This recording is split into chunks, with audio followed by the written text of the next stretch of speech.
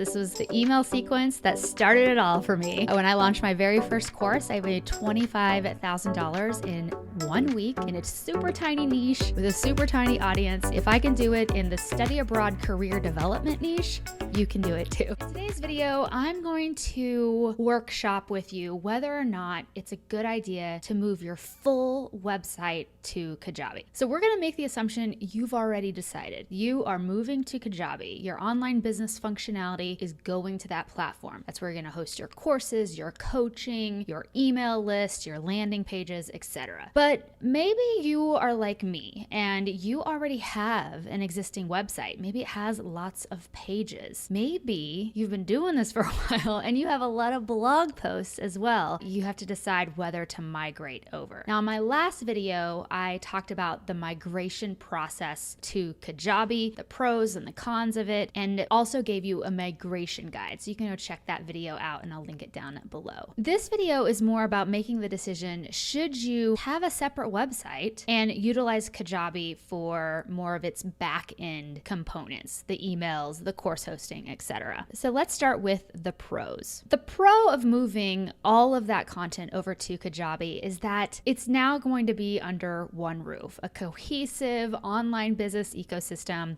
where you don't have to worry about embedding forms over on your website that are then going to speak to the Kajabi system, for instance, or worrying about having a subdomain over here versus your regular website over there, and that getting confusing to your clients and customers. I think having that all-in-one simplification is a huge asset in online business, especially as a solopreneur, because you have a lot of things going on. You don't need to be tinkering with all of this technical nonsense. That's the first pro of moving it over to one site. The next reason that it's really valuable to move everything over to Kajabi is that when you're on Kajabi, you can then have a cohesive design, look, and feel to the whole brand experience of your site. So if you're using another platform like Squarespace or WordPress or Wix or what have you, the capabilities and the design functionality of those platforms are just different than what you have available in Kajabi. Not better, not worse, just different. And so if you want to make sure that you keep a cohesive brand identity and experience across platforms,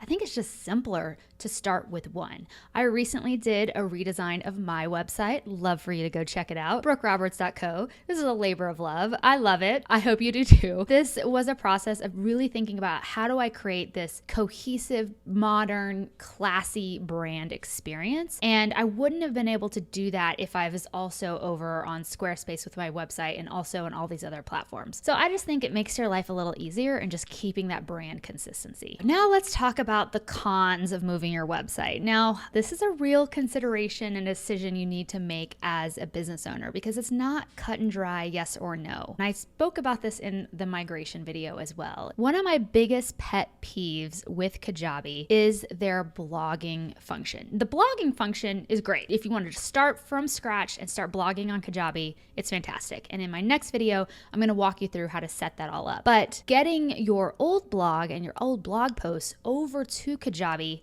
is a pain in the ass. It's just true. There's no easy solution to, in one fell swoop, move everything over to Kajabi from your other platform. I don't know why they don't have this functionality yet. Kajabi, if you're listening, please fix this because it is super annoying, especially when I've worked with clients who have a huge back catalog of content and blog posts. Migrating all that over is super time intensive. And even if they hire it out, it can get a little expensive if they have a ton of content, because there is possible for blogging platforms to export all of the blogs into what's called an XML file. And that's like a zip file for web content. For instance, I moved from WordPress to Squarespace and it was super easy. I just exported XML from WordPress, uploaded it into Squarespace, and poof, I was good to go. Not the case with Kajabi. I actually had to hire some freelancers to help me do this, to just do the heavy lifting of migrating everything over, because literally it requires you to copy and paste everything over, which I don't know about you, but that sounds like my version of hell. That is one of my biggest pet peeves. And so that is a reason why you might not want to move your full website and blog over to Kajabi. You might just want to stick with where you are until potentially Kajabi does fix this problem. Or if everything's working fine and you don't mind some of the challenges that come with having two different platforms, then you're good to go. It's not a huge deal breaker, but it is a massive consideration on whether or not you should move. The other component of this is also thinking about any kind of established search engine optimization you already have for your existing website. I'm not an SEO expert, but I know enough to be dangerous. And here's what I will tell you. SEO is a long play, is a long-term strategy. It's not something that poof overnight you can establish and make happen. It takes a lot of work and effort to deploy a really sophisticated SEO strategy. And if you're someone who's already ranking for key terms and phrases in your industry that are driving a lot of traffic, and that traffic is converting into clients and customers, etc., then you might really want to pause on moving everything over to Kajabi if you're getting a lot of what I call Google juice to your existing website. I'm not saying that you should never move to Kajabi.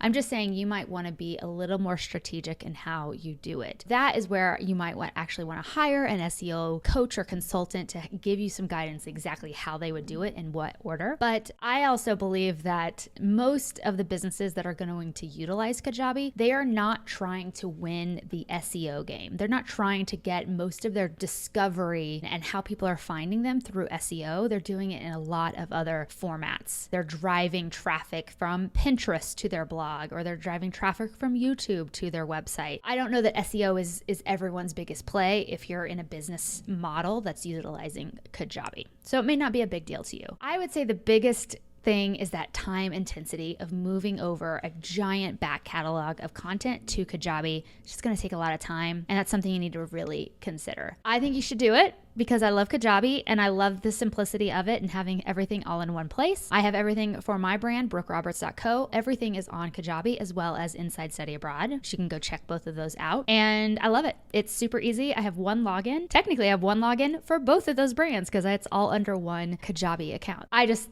think that is amazing. And then you can get busy making Kajabi work for you and leveraging all of the advanced tools and features that are available inside of the platform. So I hope that gave you a better idea of whether or not to move your full website and blog over to Kajabi. Of course, if you got any value out of this, I would love it if you would consider using my affiliate link for Kajabi. When you click my link down below, you'll get a 30-day free trial of Kajabi, as well as a few bonuses from me, including a 45-minute one-on-one coaching call where we can unpack your business, your brand, your idea, and talk about how you should best be leveraging Kajabi to move your business and brand forward. And you'll also get access to my Kajabi Kickstart Guide, which is kind of my playbook on how I would get started with Kajabi if I was just starting out. And you're going to get access to my 25K course launch email sequence. This was the email sequence that started it all for me. When I launched my very first course, I made $25,000 in 1 week